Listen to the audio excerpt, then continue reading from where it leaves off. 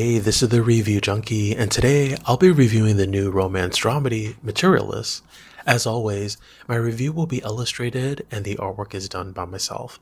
And if you like movies, art, and comic books, please hit that subscribe button because all my reviews are hand-drawn. I love to draw and talk about movies, and I thought what a great way to create a unique channel doing both. So help make my dreams come true so I can do this full time. Like, subscribe, and feel free to share this with your friends so my channel can become official someday. So this movie stars Dakota Johnson, Chris Evans, and Pedro Pascal. It is written and directed by Celine Song. This is a non-spoiler review, so everything I discuss will have been shown in the trailers. Absolutely no spoilers. I'll tell you briefly about the plot, the characters, my pros and cons, final thoughts, and if this is worth checking out at your local movie theater. So plot-wise, this is pretty basic. Lucy, played by Dakota Johnson, is a matchmaker and has to choose between her ex, Chris Evans, who's a waiter, a struggling actor, who doesn't have a lot of money and probably not even living paycheck to paycheck. Like, he's at that stage where he's a few paychecks behind. You know what I'm saying? Okay. And it's between him or a very rich banker, Harry, played by Pedro Pascal. Dilemma. Two attractive men, what to do. All right. So I saw the trailer and I had to see this, and I'm going to get it out of the way.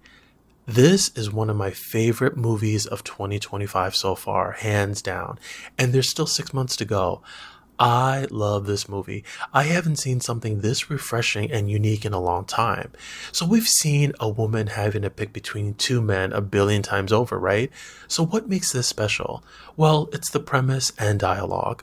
I like her occupation, and it makes me think if a job like that really exists, and can it exist with endless dating apps these days? I also like that everything is a checklist or a profile or something easily solved by a math problem, which is referenced several times here. But the real winner is the dialogue. It's a complete home run. It pulled me right in by the things the characters say to each other. It's rich and brutally honest, and to me, this is how smart, sophisticated people who know what they want say to each other. There are 5 explosive scenes with in-your-face dialogue, and there was one between Dakota and her client, and I didn't see that coming at all. And I mean, talk about brutal honesty. Okay. This isn't a rom-com, but it is fluffy in the way it looks and in the way it makes Manhattan look like some magical kingdom where dreams come true. And what I mean by that is the subject matter being dealt with is deep, but it never goes into gritty territory like some indie drama trying to win an Oscar. It keeps it glossy. The subtext here to the context is about illusions because there's a lot of that going on here. And from the way people fill out their dating profile to find a spouse and to the way Dakota is dressed. I mean, she looks like $1 million, but you would never think that when she discloses her salary in the film. And let's be honest, she's taken home probably around $1,900 and maybe $2,000 after taxes every 2 weeks. And that's maybe, and that depends on what percentage is going to her 401k. And nobody can survive on that in Manhattan. And if you can, you're either doing something really right and I'm doing something really wrong. But let me know in the comments what your secret is. Okay. And it looks like the area she lives in is Gramercy Park, which isn't cheap.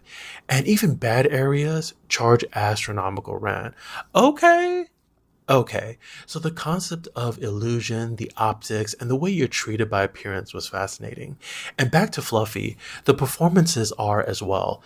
It's perfectly fine, but nobody is given material where they gotta amp things up to a level 15. Very tame.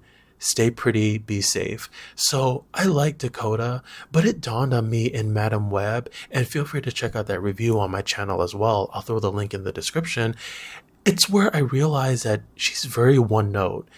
She plays the same person in every film, but her one note on repeat is a very likable person. She's always going to be Anastasia Steele, right? And I don't know if she can be ugly and cry ugly if needed, but to me, the standout here was actually Chris Evans.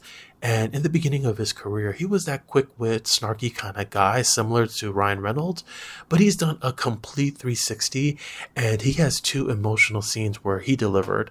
It was probably one of the best that I've seen from him, and there's a scene in the 3rd act, and his older voice with the delivery of those lines equals bring a tissue.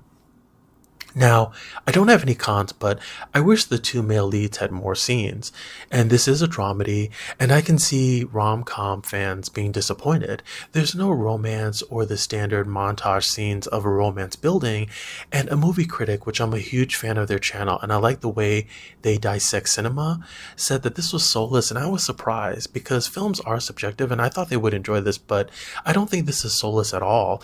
If you're looking for romance and hot passion, and two people who can't go to bed unless they have their hands all over each other, then this is not for you. Everyone here is in their late 30s and early 40s, and even though Pedro is in his 50s, but let's go with it. And when you're in that age range, the way you date is completely different than when you're 20. Once you've been around the block, you dance around the flame, you don't touch it. And to me, people who genuinely care will be blunt versus someone who remains elusive to get married in order to obtain financial security. I mean, we see it on dating apps all the time where it says in the profile that the person's married and looking for true love. And I'm like, don't you already have true love with the person you're married to? So this brings me to my final thoughts, and this gets a high 9 out of 10 from me. Yeah, we've seen a story about what we long for, what we settle for, and who we're meant for countless times, but not to this polished level where people let you know that being together or getting married are truly a financial transaction in disguise.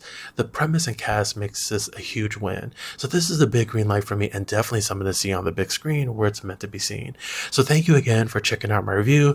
If you like, please subscribe, helps the channel out a lot. Hit that thumbs up button. Feel free to share this with your friends. Leave your comments down below. And if you happen to have a movie you'd like me to review, please let me know. I'd be happy to watch and illustrate it for a future video. Thanks again, and I hope the pictures put a smile on your face.